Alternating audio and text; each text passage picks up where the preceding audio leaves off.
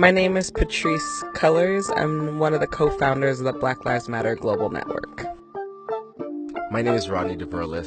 I'm one of the co-founders of Black Lives Matter in Canada.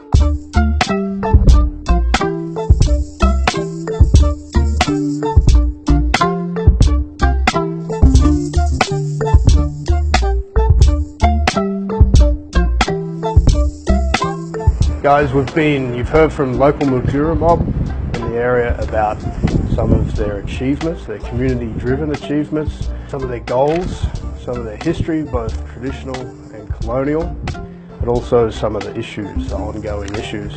What's been your impression so far?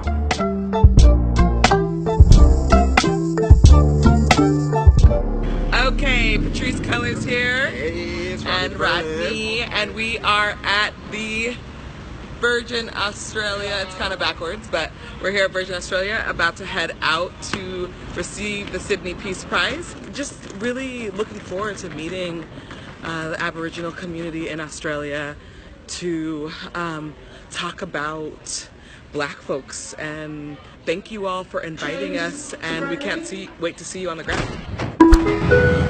Jet lag is something, for sure.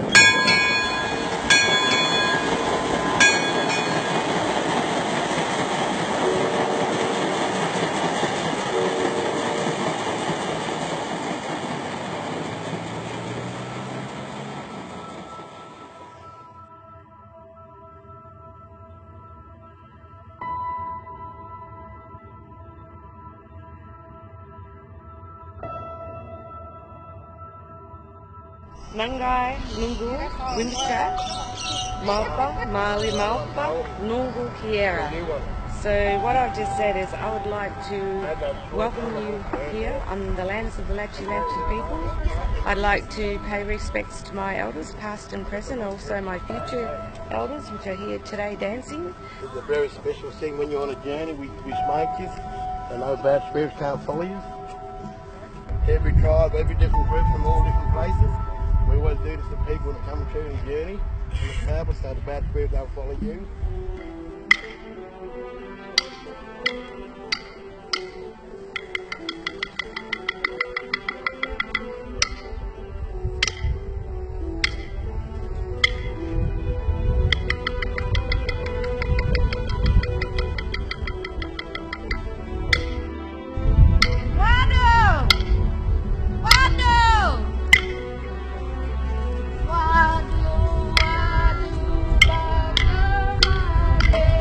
We sat with the elders of the Koori court first, and in terms of diaspora, we heard about this breaking down of traditional nation boundaries and some of the problems that presents for the local mob working within the system. And that's our job as the cultural advisors to the judge, but also culturally advising the clients that are sitting in front of us. I've been thinking a lot about why is it important for a government to incarcerate its communities, specifically Black communities. What does it do for it? And now, having been to Palestine, having been, living stateside, Canada, Australia, throughout Latin America, and on the continent, incarceration in particular has been a tool to not just facilitate containment of a community, but it's been a way to facilitate the destruction of a community's spirit. Yeah. And having learned about the impact incarceration has had on this community, and even though the Koori courts are living inside of the system, there's still something really revolutionary about that, and really powerful about that. And I think, what is it? Control of something that has historically controlled us. And that's what, that's the difference. Yeah. We don't have that stateside. Right. We don't get to determine what happens to us, Many of our folks spend decades inside state prisons and federal prisons. And so to hear these elders sort of circle in this conversation about having real talk conversation with the person who's harmed, it's something that I've only dreamed of, and so it was very powerful to hear it happening in real life. And it's, I don't want to romanticize it, because I'm pretty sure it has all of its flaws. As we heard later. Yeah, as we heard later, for sure.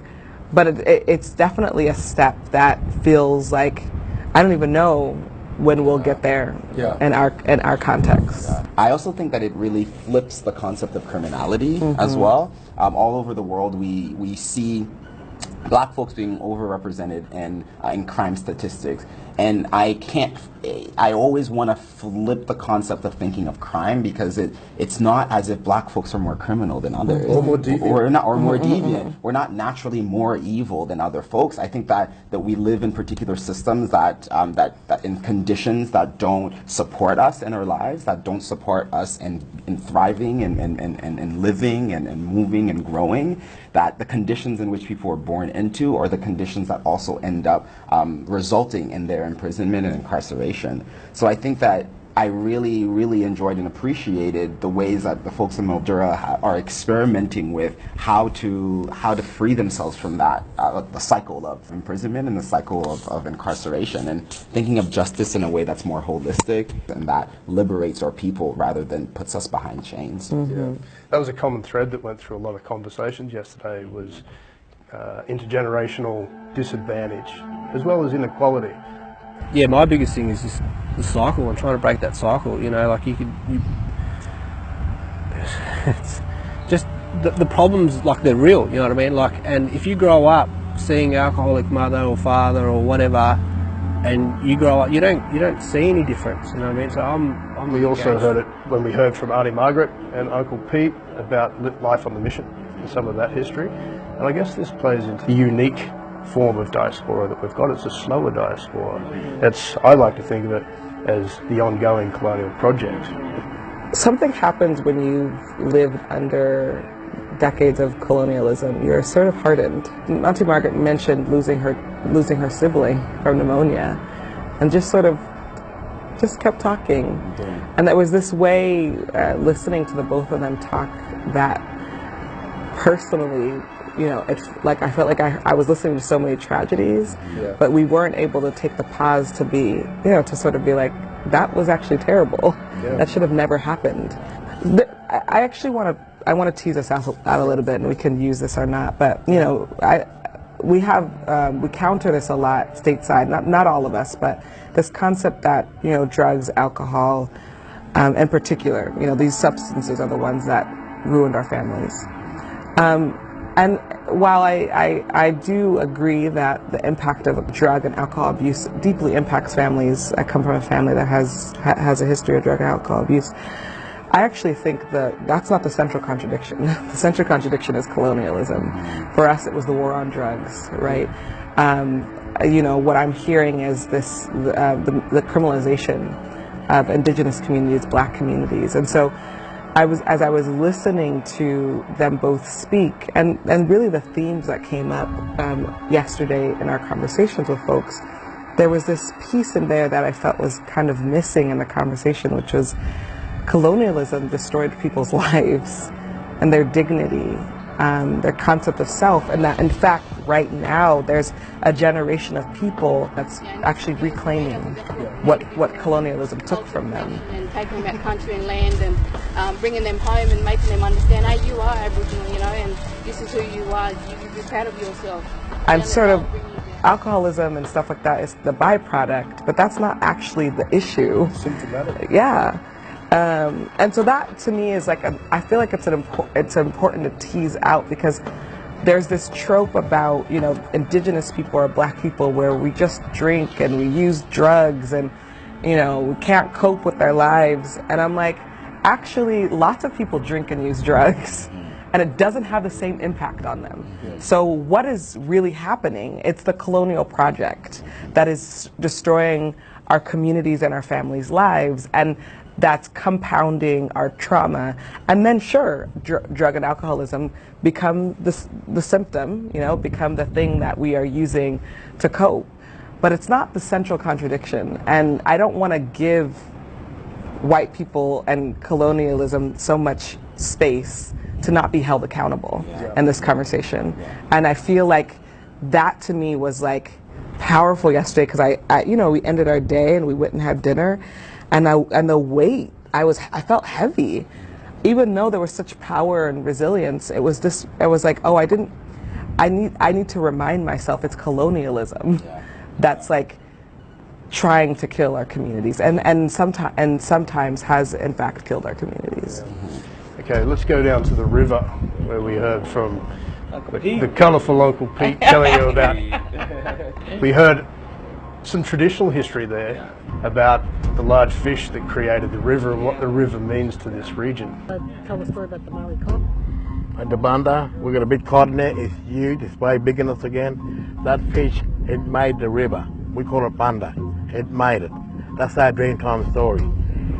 When the big fish come all the way down and goes up to Queensland, all the way down to the Coorong country, down to the sea, the cod, it swam and kept on swimming, and that's where the hunters, the trackers, they found him and they speared him and they cut him up all different pieces and they chucked all the piece back in the water.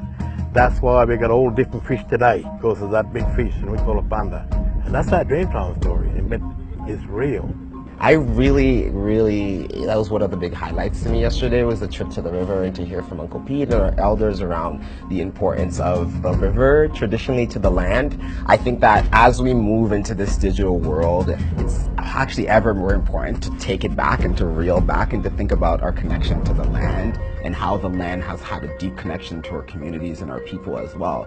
As we talk about colonialism as well, we know that access to land and access to our resources is across the board an issue with Black and Indigenous communities. My story, my language. When I dance with the old people, the spirits. I know that there's a different contexts and that, Black folks, my kind of Blackness and your kind of Blackness and our kind of Blackness are different, but I think that there's an incredible amount of pride seeing resistance happening at different local communities. We have an opportunity right now. We have an opportunity as a global Black tradition to really figure out, like, what is it going to take? What are the next steps for our movement? This trip is so powerful because we have to do it as a part of the global Black family. This is not a U.S. issue. This is not a domestic or a civil rights issue. This is a human rights issue. And I think putting that in perspective is critical in this moment.